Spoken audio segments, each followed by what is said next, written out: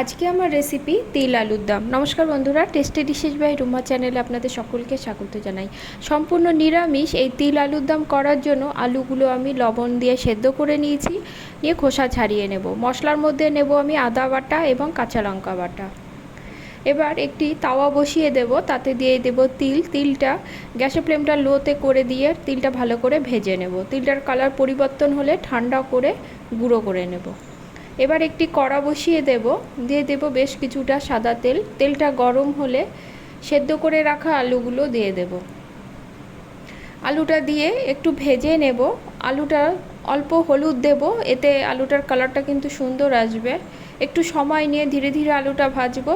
ধীরে ধীরে আলুটার কালার যখন লালচে রং ধারণ করবে তখন আমি আলুগুলো তুলে নেব। এবার ওই কড়াতেই আর একটু তেল যোগ করব। তেলটা গরম হলে ফোড়নে দেব তেজপাতা, দুটো শুকনো লঙ্কা এবং 5 ফোড়ন। ফোড়নটা থেকে সুন্দর গন্ধ বেরোলে বেটে রাখা আদাটা দিয়ে দেব। কাঁচা লঙ্কা বাটাটা কিন্তু পরে দেব, এই তেলে দিলে কিন্তু প্রচণ্ড স্বাদ বেরোবে। আদাটা একটু কষিয়ে নিয়ে আমি এর মধ্যে একটা মাঝারি মাপের টমেটো দিয়ে দেব। টমেটোটা আপনারা গোটাও দিতে পারেন বা পেস্ট করেও দিতে পারেন। টমেটোটা একটু কষিয়ে নিয়ে আমি কাঁচা লঙ্কা বাটাটা যোগ করব। এবার এতে দিয়ে দেব পরিমাণ মতো হলুদ আর দেব কাশ্মীরি লঙ্কা গুঁড়ো। আমি যেহেতু কাঁচা লঙ্কা বাটা ব্যবহার করেছি তাই ঝাল লঙ্কার গুঁড়ো দেব না। আপনারা ঝাল খেতে চাইলে লঙ্কার গুঁড়ো ব্যবহার করতে পারেন। মশলাটা আমার কষানো প্রায় হয়ে গেছে। এবার আমি ভেজে রাখা আলুটা দিয়ে দেব। ভালো করে মিনিট দুয়েকের মতো কষিয়ে নিয়ে এর মধ্যে দিয়ে দেব নুন। আমি কিন্তু সেদ্ধর সময়ে আলুতে নুন দিয়েছিলাম, তাই নুনটা দেবার সময় একটু সাবধানেই দিতে হবে। আমার আলুগুলো বেশ বড় ছিল, খুন্তির সাহায্যে একটু কেটে দেব, এতে মশলাটা কিন্তু ভালোভাবে ঢুকবে।